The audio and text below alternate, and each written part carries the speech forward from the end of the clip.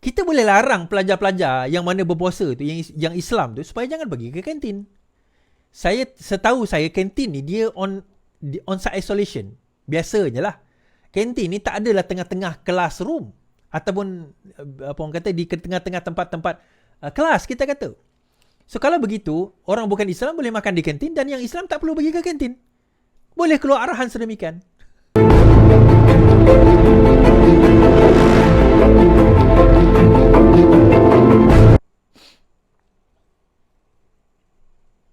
Okey. Semalam tuan-tuan cerita pasal Menteri Pelajaran. Menteri Pelajaran kata bahawa ketetapan Kementerian Pendidikan Malaysia adalah kantin tidak ditutup. Okay. Dan setahu saya daripada saya sekolah sampai sekarang, masa BN memerintah ke, PN memerintah ke, PH 1.0 memerintah ke, pada bulan puasa kantin tak pernah kena tutup pun. Tapi saya tak faham kenapa tiba-tiba benda ini jadi satu perkara yang ditimbulkan oleh PAS pada waktu ini. Adakah orang PAS ni tak pernah pergi sekolah ke? Ke mungkin dia tak pernah sekolah kebangsaan kot. Mungkinlah kan. Dia tak pernah sekolah kebangsaan. So dia tak tahu sebenarnya sebab sekolah di bawah KPM ni hanya sekolah kebangsaan. Bukan sekolah kebangsaan seperti sekolah pondok, bukan bawah KPM. Sebenarnya di bawah KPM, direktif dia adalah kantin tidak ditutup. Now, bila kantin tidak ditutup, bermakna kalau dia nak tutup, tak ada masalah. Sekolah itu decide kantin tutup, itu tak ada masalah.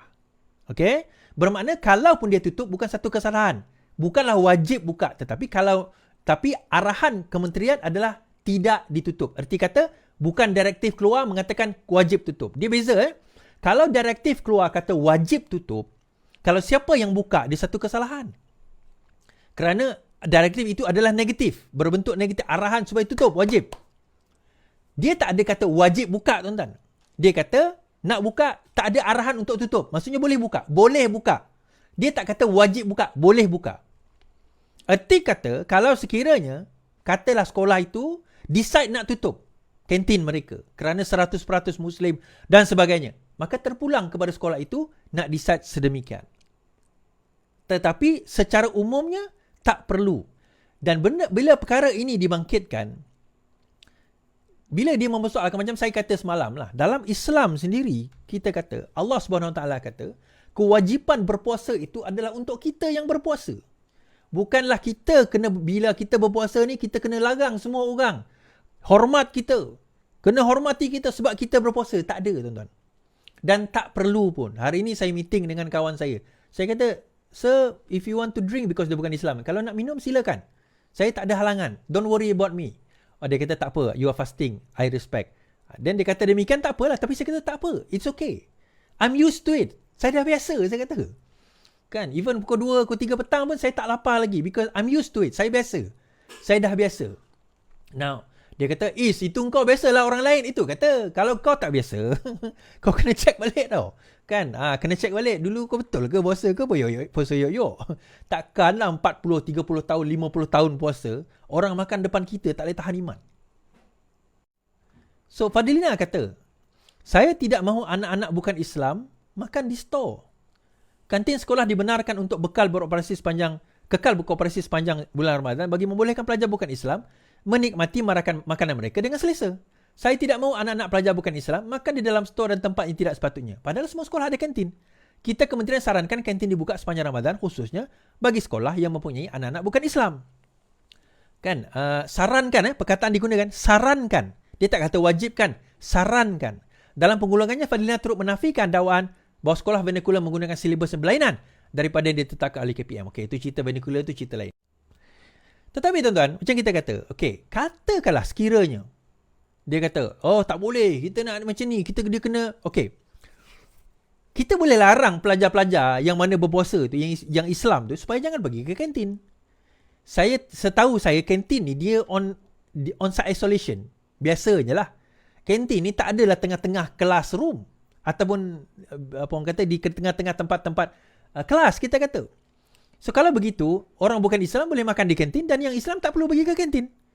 Boleh keluar arahan sedemikian. Apa isu? Tapi itulah. PAS ni tuan-tuan, Iman dia setipis bawang kot. Benda macam tu pun dia orang tak boleh nak comprehend. Dia orang tak boleh nak nampak, tak boleh nak faham. Jadi, having said all that, saya tak boleh nak kata apalah. Kan, itulah PAS. Dan kita yang kata sedemikian, dia kata kita ni Islam liberal. Islam liberal. Saya kata Islam tak ada istilah liberal. Sebagian punya juga tak ada istilah Islam PAS, tuan-tuan. Siapa yang kata ada Islam PAS, maka dia kena mengucap 2 kali syahadah balik. Islam ni tak belong kepada siapa-siapa. Dia tak belong mana-mana grup ataupun parti politik ataupun mana-mana NGO ataupun gerakan Islam, tak ada. Islam adalah Islam. Islam dia ada wasatiyah dia. Dia bukan liberal. Dia ada kesederhanaan dia. Islam bukannya agama yang menekan dan juga bukan agama yang memberat. Islam adalah agama yang memudahkan. Yang menyusahkan sebenarnya kita sendiri. Yang menyusahkan adalah kita sendiri. Bila kita tak faham tentang agama kita sendiri. Asas kepada agama kita sendiri pun kita tak faham.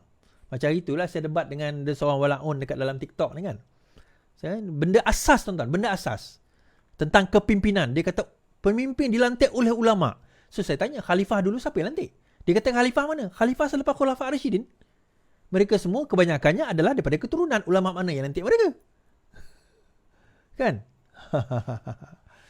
Right? Baik, habis kat situ.